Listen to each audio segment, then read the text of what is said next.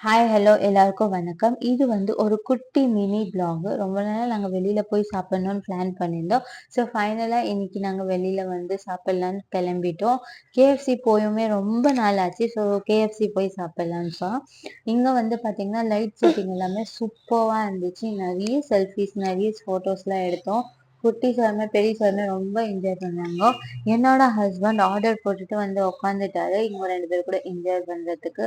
சரி என்னதான் ஆர்டர் போட்டிருக்கீங்க 2 டைம்ஸ் கேட்டுட்டு அதுக்கப்புறம் பார்த்தா ஃபைனலா வந்துச்சு.